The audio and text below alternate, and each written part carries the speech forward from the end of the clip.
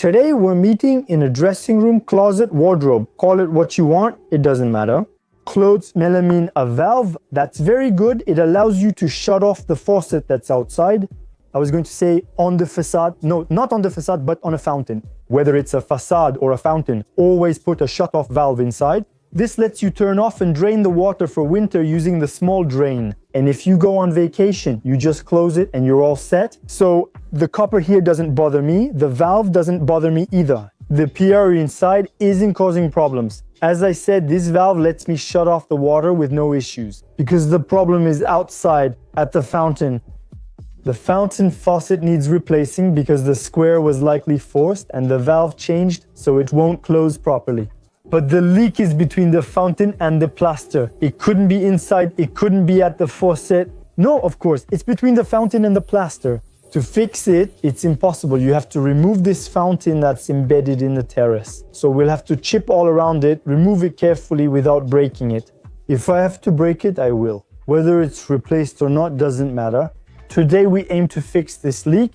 My valve is in the closed position. If I lift it, the water flows. You can hear it because there's a leak behind it. And if my faucet were closed, I wouldn't hear anything at all. So we shut off the water supply and we're going to drain it. I got a small glass. We open this slowly so it flows into the glass.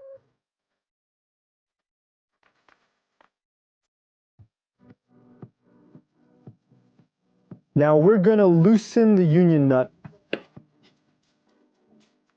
There we go. There you go. So this one is a bit crooked. I'll try to straighten it if I can, but it's not a big deal. It's in a closet. At least it's here to save my life. Otherwise, I'd have to shut off the whole house's water supply. So with this one, we'll be able to cut all of that off. That way, I'll be able to get it from the other side by pulling the fountain. So the idea is to connect here, normally here, but if I see that it breaks off easily, I'll clear out this whole part. Of course, I'll have to redo the concrete. So is it deep enough? Here you can't see much, and there you see. What do we have? We have, let's say, about 10 centimeters, but is there still some soil covering a little thickness?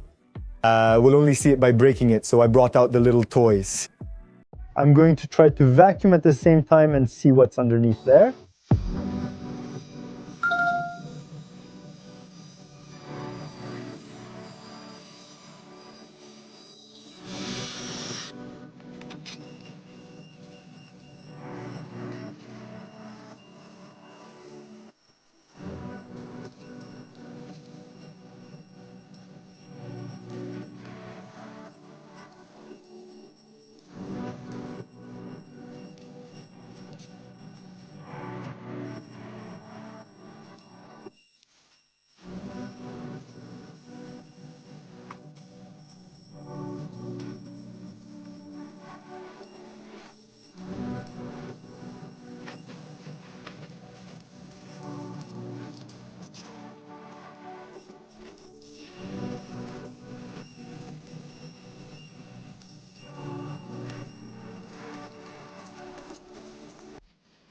Well, everything is broken. My little E60 is right here. So he breaks everything, but he doesn't remove anything at all. It's a shame. We need a breaker that actually removes the debris. What's that called? That's called an apprentice, of course. The small inspection chamber is correctly installed in the ground with a bit of concrete, just enough to note its presence. The drainage, well, yes, of course, the water has to drain at the fountain, so that's connected to the gutter. That's very good. So all of that needs to be broken. It all has to be redone. So what I'm going to suggest is to break along the whole length because I've already broken at least half of it. We'll still have uneven levels since it's not level now. If I level it here, it won't be level elsewhere. It'll be separated from here and moved, so we need to redo everything along its length. If we're redoing everything, we shouldn't put the fountain back in. So you're going to tell me what we do with this little beauty of a coating? Well, the coating. You just have to put some travertine in front and place a slab. It doesn't matter. We can hide that and move the faucet to the front. Because the fountain anyway, it's a source of problems. If it gets clogged over time, it's definitely going to leak. I'll show you the quality of the crimping. Where does the problem come from? Well, it comes from here. Look at this. You can turn it by hand. That's not good, is it? Some people still take pride in their work since it could have leaked sooner. Instead, they aim to create something more lasting. Anyway, all that's left is to clear everything out, then break everything as I go, like I said I would. Then, to redo the concrete, make something clean, and for the facade, cover it and put the faucet on the facade.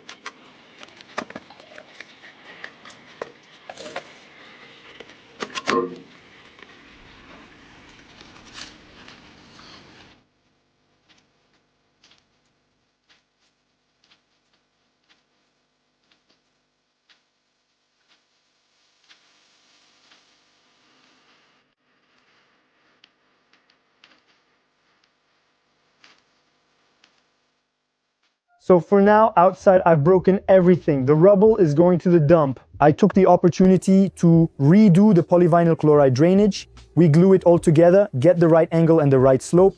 I deliberately put the yard drain under the coating so that with the faucet, the water will naturally flow into the yard drain.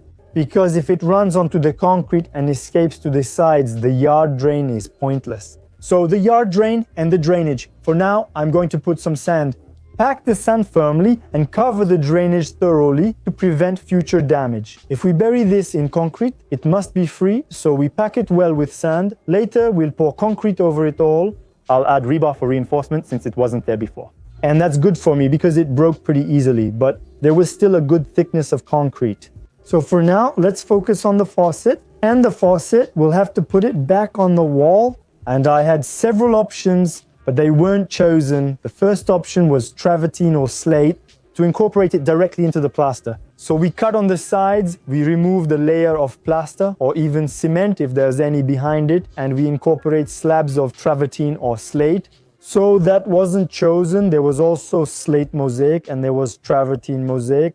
Wood look tiles also incorporated into the plaster, so it looks like a wooden plank with the faucet. That wasn't chosen. Neither were facing or regular bricks. What was chosen, and it's the easiest solution, is Corten steel. Installing a panel, whether stainless steel, aluminum, or Corten steel, is beneficial. It's in case we need to change or intervene someday. I'll make a quick cut with a utility knife since I'm just gluing it onto the plaster. I'll show you the glue. A quick cut with a utility knife and we can peel it off easily, and I'm going to use a flexible one. So of course, on the wall light. The wall light is fixed onto the Corten steel and the faucet goes into the wall light. So I'm going to use rivet nuts in the Corten steel to easily remove the wall light, and of course the hose will come with it. If I use a rigid pipe like copper or multi-layer, it will be hard to remove. I might even have to cut the pipe or the fitting. I could put a loose nut inside, but removing it would be tricky. The flexible hose, that's why it's called flexible, you just take it out and we'll connect it directly. Corten steel is a type of steel that forms a patina over time. We use them for outdoor borders. This type of steel is extremely durable. You can go for it with your eyes closed. We'll start with the faucet. My threading is already notched on the faucet if your threading isn't notched. You take a utility knife blade, a hacksaw blade, or pliers, and you notch the threading to prevent the thread from spinning around. Otherwise, there's this type of pliers, but if you don't do this often, it's going to be very expensive for you. With these pliers, you put your threading at the level of the small grooved holes, and by turning, it will mark and notch the threading quite simply. The link to the pliers is in the description, but they're pretty expensive. So we take the Tangent Unilock, pinch it here, and then we fill it in. The threads, we apply a little tension. Every thread must be filled. Then we head back. There we go. And once that's done, we cut it. There's a little clip on it. There we go. It's cut and we tighten it.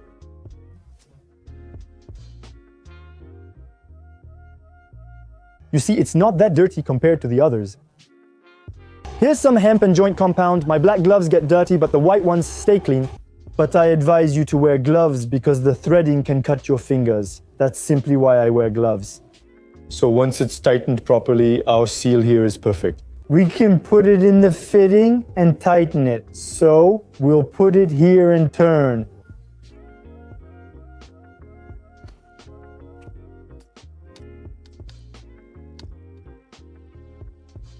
Okay, I'll get into position. Like this, so that both holes are there. One here. We're not too bad. We can go around one more time, I think.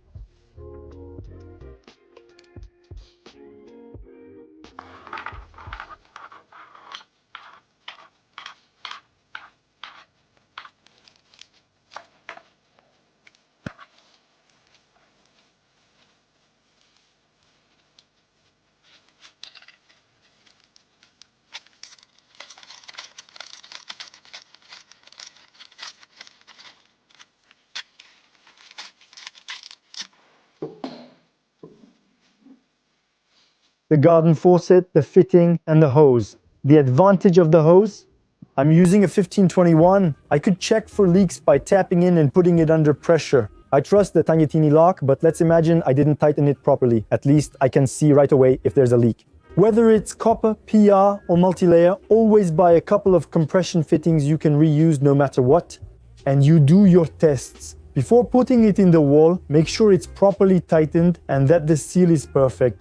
Because once it's in the wall, obviously, the day you have a leak, it'll be too late and the damage will show either inside or on the plaster. You'll notice a stain when it's too late. So we test ahead of time, apply pressure, and ensure everything is fine. We'll drill 330mm holes in the sheet metal to pass everything through. To attach it directly to the sheet metal, I bought some brass screws with metric threads. You understand? If I'm ever asked to replace this unattractive sheet metal with something else, I'll do it. I unscrew the lock nut from the valve, remove the 3 sheet metal screws, and take everything off. I can use a utility knife to remove the sheet metal and replace it with tiles or redo the plaster. You get the idea, right? We make a hole in the sheet metal and insert the nuts. I got a great gadget. I'll show you how to remove the nuts and fill the hole outside with polyurethane foam. I'll show you later, but right now we're making holes in the sheet metal.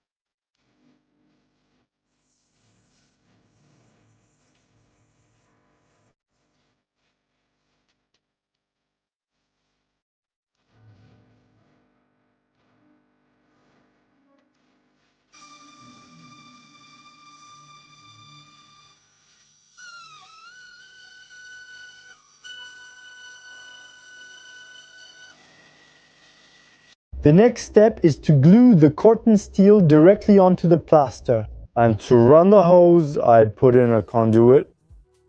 In the foam around the conduit, you can see the opening, so I can run my hose through it, maybe to the side at the end of the cabinet. We'll put a tube to protect the hose with silicone, and especially no glue, because if one day I have to remove the hose, the silicone will come off much more easily. So I filled the biggest part with energy foam, and underneath, since there was less thickness of construction foam, so Rupson energy foam, construction foam, the cleaner, then of course I took the nozzle again for the construction foam and I sanded everything. The result is perfect, and as I told you, there's less thickness. So if I put expanding foam where it might have run, the construction foam forms a thin layer, then you sand it smooth and it's perfect. My opening for the hose, we'll glue it to the panel with the Rupson FT101 since I'm working on a Tempierre, and that creates a great suction effect. I've marked everything out. The front is held by tape. All product links are in the description. And here's how it looks. I apply glue to the plaster, then we insert the panel with the flexible and it holds by itself.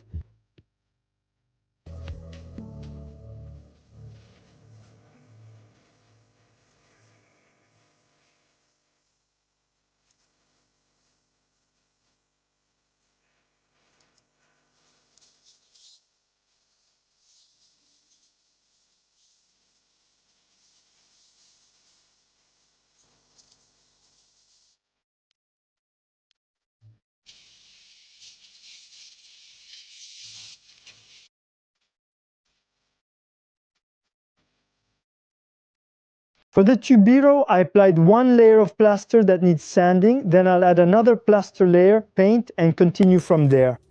We don't care about the decoration right now. And of course, make a silicone or acrylic seal. I think I'll do it in acrylic in the Tubiro so that no air escapes. So I don't feel much air, but there definitely is some, just to make it airtight. So we're a bit crooked because I think the partition behind the melamine is in the way, and that's why we're crooked. They probably based it on the water supply, depending of course on the partition. We had to start off crooked. Why aren't we straight? Now that's a good question, because what do we have? We must have a 5 or 6 centimeter offset, but that's how it is. So I replaced the copper pipe. We put on a press fitting, a loose nut, and a new valve with of course a drain. We'll set it up like this for now. I can move it. We'll take care of that last. This one will go on top of that. We don't need a gasket since we already have one.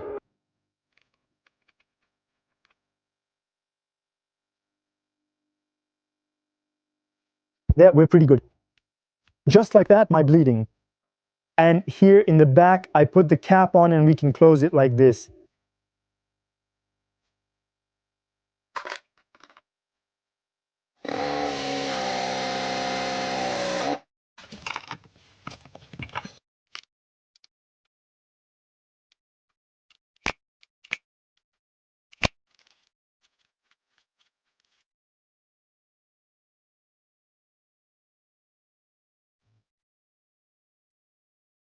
The idea was to make it airtight. I don't feel anything.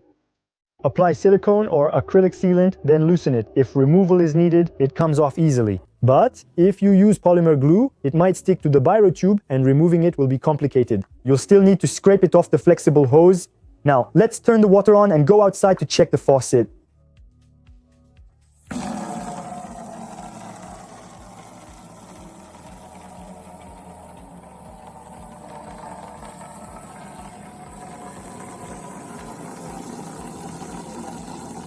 Well, in the end, we're not going to pour concrete in this video because there's a problem with the yard drain, which is made of beige polyvinyl chloride. It's really ugly and doesn't go well with the Corten steel.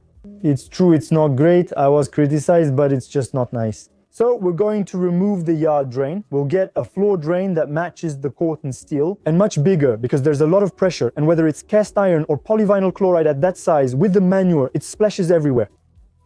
So I'm going to get something really sturdy. I need 60 centimeters between the plaster and terrace, so 50 by 50 is unusual. I'm heading to Pum Plastique. They have it. I've seen some there. We'll embed that in the concrete. I'll need to redo the drainage and cut the polyvinyl chloride since it won't work with the new setup. We'll cover that in the next video and also redo some concrete. Since I have a door threshold, we're replacing the entrance door and the threshold is just bare concrete. It's standard, but it's cracked in the middle. Since we're breaking everything, we'll use travertine for the new threshold. So if you wanted to change your door threshold or even your window threshold, well, you'll have this video that might be able to help you.